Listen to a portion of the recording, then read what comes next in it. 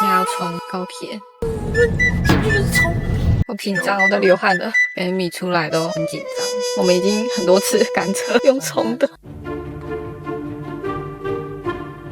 还有10分钟，还有5分钟，来得及。太厉害了！